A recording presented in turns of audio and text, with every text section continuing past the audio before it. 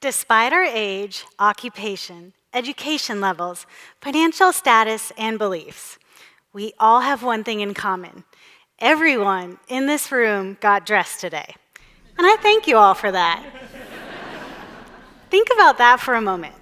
We've long held up the three basic needs as food, clothing, and shelter. It's not illegal not to eat or to not have a house. But it is illegal not to wear clothing, at least here in the States. Now, please know, I'm not here to convince you that clothes are any more important than food or shelter. But I do want to talk about how they equally affect us. As a society, we spend a lot of time talking about how our diet affects our health. We talk about how the foods we consume are sourced and their impact on the environment and the labor markets. But when you were getting ready to come here to TEDx, how much did you really think about the clothes that you were putting on? I've been making clothing since I was 6 years old. And now, as a seasoned professional, I've worked in many aspects of the business of clothing. I've had the opportunity to really understand where clothes come from, why they fit the way they do, and how they impact us mentally, physically, and environmentally. This industry knowledge speaks directly to some of our personal frustrations with clothes, and it brings up conversations we don't tend to have about the deeper, often unknown aspects of clothing production and wear. Today, I want to share some of the lesser-known facts or secrets of the clothing industry with you. When I learned this information, it helped me to build my relationship with clothing in my design practice, my business, and my personal daily wear. So are you ready? Great. Let's start with what I suspect is the top thing on your mind when I say secrets to clothes. Why the heck doesn't anything fit me? No matter who you are, clothes always tend to be too big, too small, too long, too short, too something. Well, here's the first secret I want to share with you. It's not you, it's math. Yes, clothes are sized based on an algorithm of averages. This sounds perfectly reasonable in theory, but last time I checked, human bodies weren't evolving according to precise mathematical algorithms. To create clothing patterns, clothing companies and fashion houses tend to take one of two approaches. They either use what they consider to be average fit models, or they apply a standard set of measurements compiled by the industry. And surprise, neither option typically reflects the average American. Geometry and mathematical averages simply can't account for the many ways our bodies are shaped differently. And the math gets even more skewed because we apply another formula to size clothing patterns up and down from the average. Let me show you what I mean. Pattern making uses a mathematical process called grading. First, the design is sewn and tested in one size, and then the pattern is graded up and down to make it smaller or larger, again, using average size increments. To expedite the process, typically this is done using computer software. So basically, an average math formula and pattern drafting standards developed decades ago is what decided where your pant seam should be.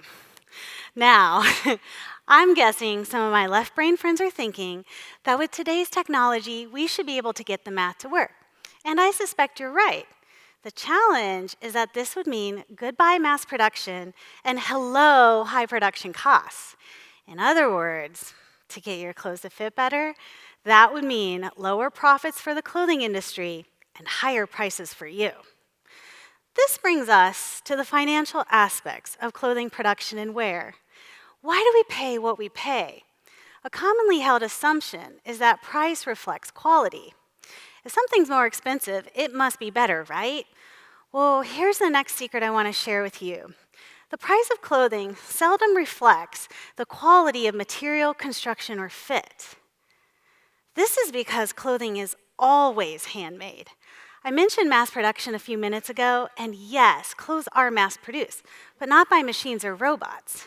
Even with the rise of technology, to sew a garment still takes a human person's hands, time, labor and skill to hold the fabric under the machine and sew it. Mass production is the process of sewing each piece of the garment one at a time, and it requires the expertise of skilled human stitchers. This means that the price of clothing always comes back to the time and labor required to make it. Many people are surprised to learn that materials only account for a small fraction of the cost to make, while labor accounts for 20 to 40% of the cost to make a garment. Another factor is this. Like most retail industries, the clothing industry is truly a numbers game, focusing on economies of scale. Clothing industry giants typically need to produce 25,000 or more of a single design to turn a profit. This means you're seeing more of a particular item, not because it's better fitting, better quality, more frequently purchased, or even on trend, but it's the clothing piece that the manufacturer has decided to scale up in order to turn a profit. In other words, production quantities, not quality, determines the price you see in retail stores. By now, some of you might be thinking, I know all of this, but I've never given it that much thought because ultimately, clothes are somewhat of a superficial thing. Remember, we're not talking about fashion here. We're talking about a basic reality that when our clothes don't work, don't function properly, fit right, it can make us feel frustrated, distracted, uncomfortable, and it can even make us feel bad about ourselves. So what do?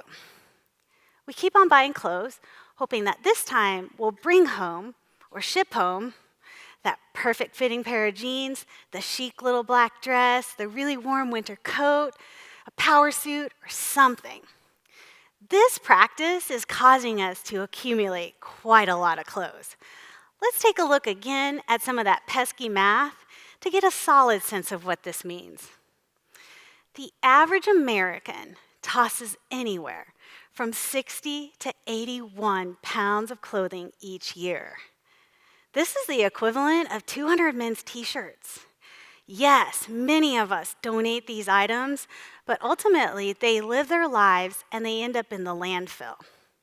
In fact, a recent report and survey estimated that we deposit nearly 26 billion pounds of clothing into our landfills each year. We don't want our clothes ending up in the landfills because they aren't breaking down.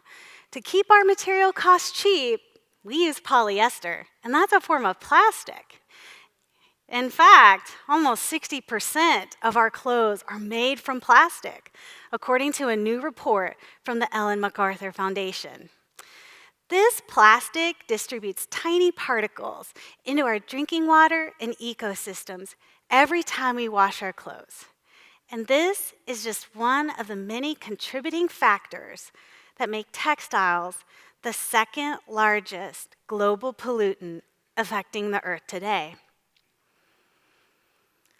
Well, now that we all feel sufficiently guilty about our relationship with clothing, you're probably rethinking that law about everybody having to wear it. But in this message is also an important nugget of comfort and of hope. Clothes are more complicated than just throwing something on, and they are an undeniable part of our lives. On the fit side, I seriously hope you'll consider what I believe to be one of the greatest secrets of all to enjoying our relationship with clothing: customization. When I say customization, that can be anything from shortening the hem of your pants, working with a qualified local tailor to fit items that you really love, to even making your own customized clothing. But trust me, that's another talk for another day. But as I've shared with you, expending time, energy, and money on mass-produced clothes doesn't necessarily guarantee us a good fit or provide the personal expression we may seek. But customizing them does. And what's more is you can combine customization with other approaches, like becoming more intentional in your shopping or simply scaling back on how much you acquire. Imagine if you spent 25% less on purchasing new items and instead invested that same amount of money in altering 75% of your wardrobe. Even the cheaper pieces, when things fit better, they get more use. And ultimately, that means we're buying a little less and we're sending less to our landfills.